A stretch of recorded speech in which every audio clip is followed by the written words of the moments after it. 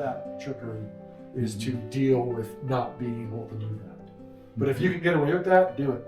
Have I been just doing that the whole time? Yeah, you were. Nice. Oh, look at that. We're where we need to be. Now, in the event that you aren't doing it, this is key. They're letting this breathe with moisture, those two little holes there, so that water can run through if it's pooling. You don't want it to pool. And just not give two wolves on 1 acre there, but even if you got that, it'd be fine. They'd be fighting amongst each other for the pool so much that it really wouldn't go anywhere. But the key is here, don't be afraid to set more than one. One kind of thing I've noted from people when they just get going in footholding is they're always setting one at a time. Don't. If you're stopping the sleigh and getting to work, get to work. And whether it's wolves, coyotes, or fox, there's a good portion of the year where more than one of them is traveling together. So you're likely going to have more than one target in the area set for multiple targets. It's a mistake not to. There's no sense in educating half the population because you're always catching one and letting one get away.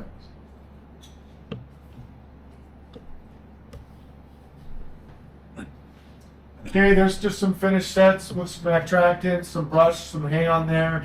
There's even some, I think there's some shredded tire rubber in these sets, which I know Gordy was all about a few years back, probably still is. So don't be afraid to play with stuff out there and do things. You can really play and have fun with them, especially if you're always catching them.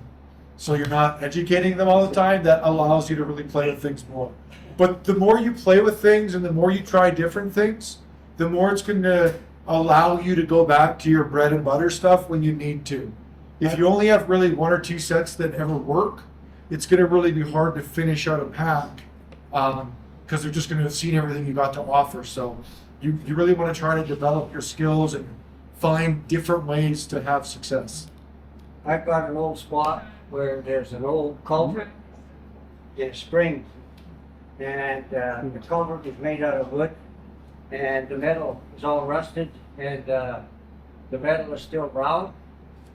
And if it wasn't for the water coming up and over the top of the spring all the time, I would set that damn piece of rusted steel, the bloody wolves, they go and they piss on that every time they go through there. But there's no point in setting the trap. How are you going to keep the trap working, right? So, dirt holes. So, I really like to make a few dirt hole sets. I usually make those dirt hole sets in October, and I'll always have a few Richardson ground squirrels that I'll throw in those things, give them some freebies, and get them coming, get them working those sets.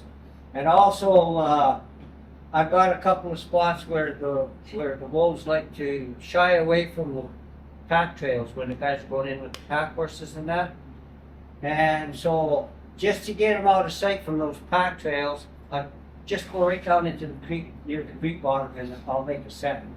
And do you notice that this trap is a little off to one side? What do you think that is? The other trap is off to one side. Account for their feet. So when they start to dig, right, they'll usually plant one foot and dig with the other foot. So you can make it whether they're going to dig with the left foot or the right foot just by putting a couple of little twigs or a stick in them at a certain angle. And so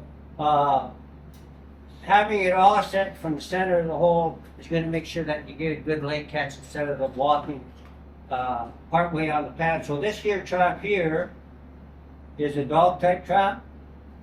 I would always face my dog in towards the hole, and I'd have some tiny little thing just coming up on the inside of the jaw.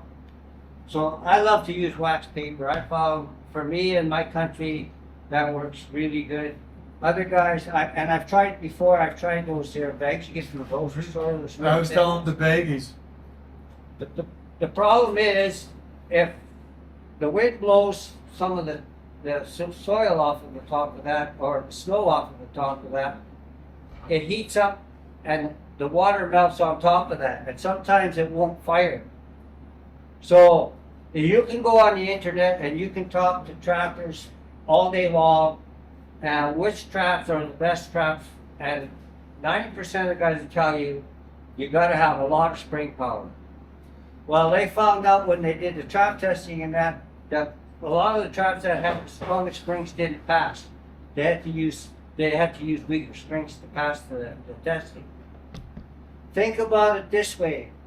All it takes is a crust that thick of snow, and a wolf walk on that trap and won't go off because the foot is so big. So it doesn't matter what size of spring you have in that trap, if the pan doesn't go down, that trap will never fire. It'll never go off, no matter how strong your springs are. Right? So you can guide that animal's foot so that he's not going to step on the dog, and you can also get a better foot placement. And that's one of the reasons why you'll see all my traps have really small pans. Did you like this video? If you did, I think you're gonna like this one right over here. So check it out. And I appreciate your subscribing if you haven't done so already. Remember to do that while you're watching this next video. Click like, it all helps us out for this channel. Catch you next time.